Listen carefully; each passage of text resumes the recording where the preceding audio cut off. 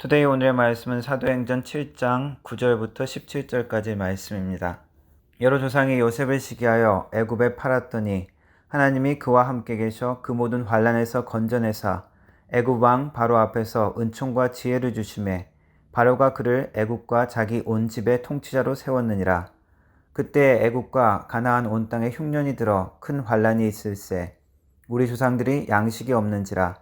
야곱이 애굽에 곡식 있다는 말을 듣고 먼저 우리 조상들을 보내고 또 재차 보내매 요셉이 자기 형제들에게 알려지게 되고 또 요셉의 친족이 바로에게 드러나게 되니라.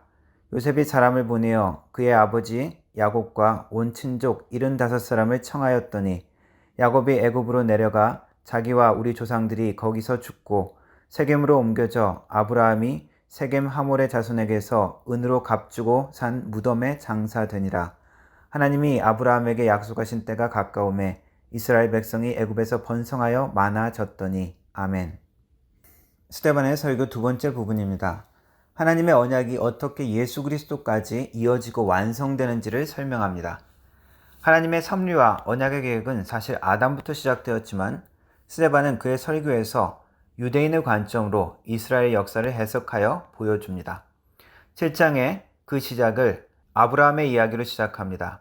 1절부터 8절은 유대인의 뿌리가 되는 아브라함을 어떻게 부르시고 언약의 관계를 맺었는지를 설명합니다. 연결되는 오늘 읽은 9절부터의 말씀은 아브라함의 자손, 이 히브리인들이 왜 이집트에 거주하고 거기서 살게 되었는지 출애굽의 배경이 되는 이야기를 하게 되어집니다. 온 땅에 흉년이 들어 야곱의 온 집안은 생존의 어려움을 겪습니다. 그래서 음식을 사러 이집트로 갔다가 총리로 있던 요셉을 만나게 되고 그 요셉의 덕분으로 이집트에 거주해서 어려운 흉년 기간을 생존하고 나중에는 번성하게까지 된 이야기를 하고 있습니다. 창세기에 등장하는 이 부분의 설명은 사실 기억하고 싶은 좋은 경험은 아닙니다. 형제들이 배다른 동생 요셉을 인신매매한 것은 큰 범죄요 악한 일입니다. 가나안 땅에 흉년이 들어 먹을 것이 없어서 오직 살아남기 위해서 먹을 것을 구하기 위해 타국까지 가야 하는 상황도 비참하고 고통스러운 일입니다. 이집트로의 발걸음은 요셉에게도 그 형제에게도 처음에는 어쩔 수 없이 떠나야 했던 비참하고 막막한 걸음이었을 것입니다. 요셉에게는 형제들의 배신을 당한 아픔과 원망과 분노의 시간일 수 있고 부모와 생이별을 하고 가정을 빼앗기는 비참한 시간일 수 있습니다. 요셉은 이러한 비참한 모습으로 이집트로 가게 되었습니다. 또한 음식을 사기 위해 이집트로 가는 형제들의 발걸음은 어땠을까요? 원치 않지만 살기 위해서, 생존하기 위해서 어쩔 수 없이 가야 했던 내몰린 상황일 것입니다.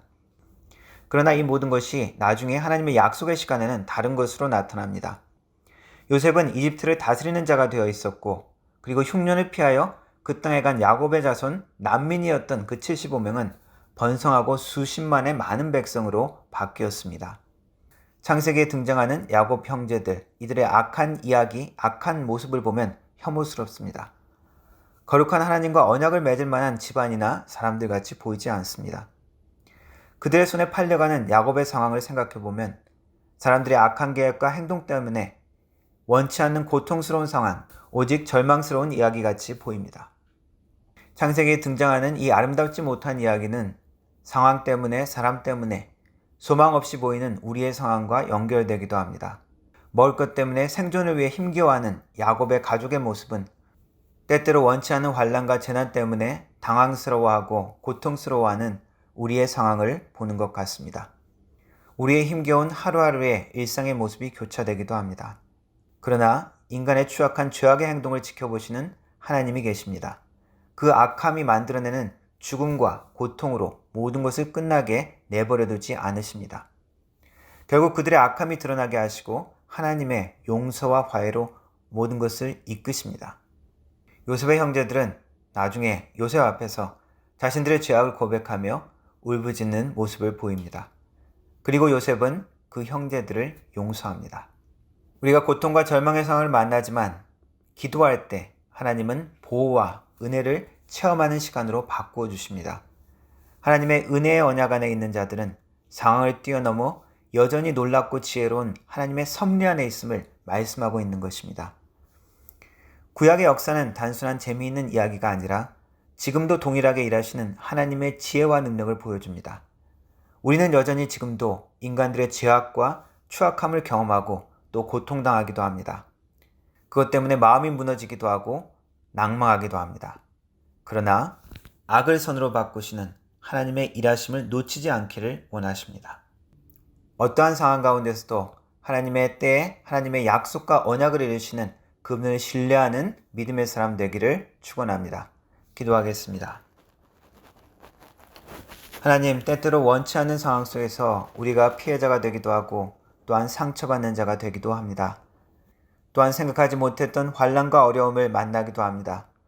그러나 모든 상황 속에서도 일하고 계시는 하나님의 손길을 보게 하여 주옵소서. 고난과 환난 가운데서도 기도할 때마다 들으시고 하나님의 보호하심을 체험하게 하여 주옵소서. 사람들은 깨닫지 못하여도, 우리의 육신의 눈으로는 보지 못하여도 우리의 삶이 여전히 하나님의 섭리와 계획 가운데 있음을 믿게 하옵소서. 하나님의 때에 하나님의 언약의 약속으로 우리를 다스리는 자로 세우실 것을 믿습니다. 우리를 번성케 하시고 우리로 영광 받으실 것을 믿습니다. 믿음의 눈으로 볼 수 있는 믿음의 사람으로 살게 하여 주옵소서. 예수님의 이름으로 기도합니다. 아멘.